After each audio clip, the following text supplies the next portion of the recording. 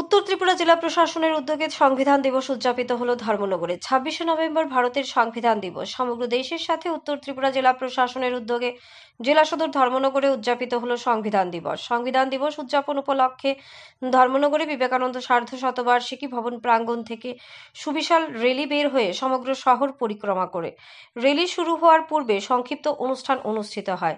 উপস্থিত ছিলেন উত্তর ত্রিপুরা জেলা প্রশাসনের আধিকারিকগণ, জেলা পরিষদের সভাধিপতি অপর্ণা নাথ, পুর পরিষদের চেয়ারপারসন মিতালি রানী দাস সেন, জেলা শিক্ষা আধিকারিক সুখময় নাথ সহ অন্যান্য সরকারি দপ্তরের আধিকারিকগণ, বিভিন্ন বিদ্যালয় থেকে আগত ছাত্রছাত্রীরা এবং বিভিন্ন বেসরকারি সামাজিক সংস্থার প্রতিনিধিরা। উপস্থিত সকলকে শপথ বাক্য পাঠ করানো হয় সংবিধান দিবসকে কেন্দ্র করে।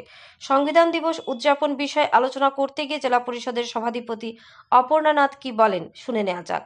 ধর্মনগর থেকে নিজস্ব প্রতিনিধির রিপোর্ট, আরই, ধর্মনগর। তিলে তিলে বেড়ে উঠেছে।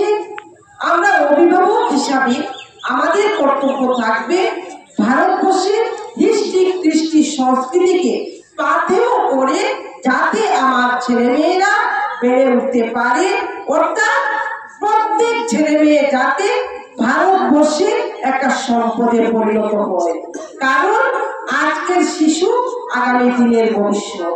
তো আমরা যারা অভিভাবকরা আছি, আমরা যারা শিক্ষক শিক্ষিকা রয়েছি, আমরা যারা প্রশাসনিক দায়িত্বে রয়েছি, আমরা আমাদের কাজের পাশাপাশি আমরা চেষ্টা করব আমাদের ছেলে মেয়েকে সুন্দর সংস্কার, ভারতবর্ষের হিস্ট্রি, কৃষ্টি, সংস্কৃতিকে পাথেয় করে যাতে তারা উঠতে পারে, তারা যাতে দেশের বোঝা না হয়ে দেশের সম্পদে পরিণত হয়, সেই দিকে আমাদের লক্ষ্য রাখতে হবে।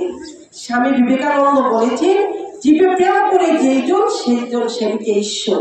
তাই মানুষকে আমাকে ভালোবাসতে হবে, অসহায় মানুষের পাশে দাঁড়াতে হবে, সমাজের পিছিয়ে পড়া মানুষটাকে কিভাবে সামনের সারিতে নিয়ে আসা যায়, সেই লক্ষ্যে আমাদের প্রধানমন্ত্রী কাজ করে চলছেন, আমাদের রাজ্যে মাননীয় মুখ্যমন্ত্রী সেই দিকে কাজ করে চলছেন।